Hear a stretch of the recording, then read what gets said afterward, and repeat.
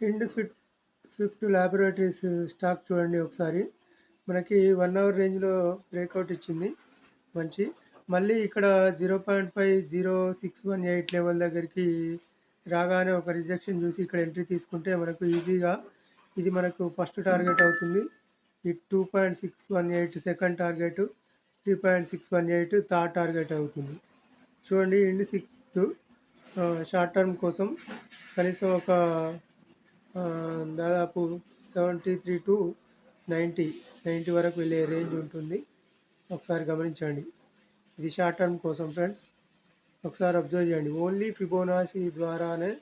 ఫిబోనాసీ tool ద్వారానే మనం entries and exit అని చెప్పుకున్నాం కదా. అదే రకంగా నేను లెవెల్స్ ఇప్పుడు ఇది ఒక ఈ స్టాక్ని అబ్జర్వ్ చేయండి, మీకు అర్థమవుతుంది. మనం అనుకునే లెవెల్స్ కానీ అనుకునే ప్రైస్ యాక్షన్ కానీ ఎలా వర్కౌట్ అవుతుంది అనేది.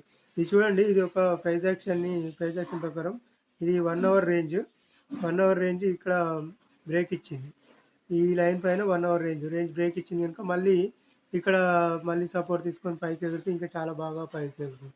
ఒకవేళ ఇలాగే పైకి వెళ్ళినా కూడా దాన్ని మనం నిజానికి తీసుకోవద్దు.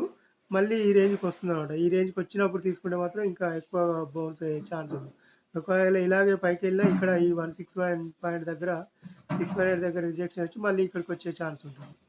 అదే అన్నట్టు ట్రాప్ అవుతాం అనమాట. ట్రేడర్స్ ఏమవుతారంటే పైకి వెళ్తుంది కదా, మళ్ళీ ఇక్కడి నుంచి పైకి వెళ్తున్నాం అని ఎంటర్ కాగానే మళ్ళీ ఇక్కడికి వెళ్ళేసి రిజెక్షన్ తీసుకొని మళ్ళీ ఇక్కడికి వస్తుంది.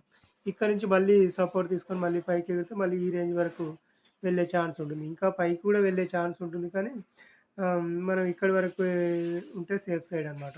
లేదు ఇక్కడ మనం స్టాప్ లాస్ పెట్టి వదిలేసి ఇంకా పైకి వెళ్తే ఇంకా బెటరే కదా మనకి.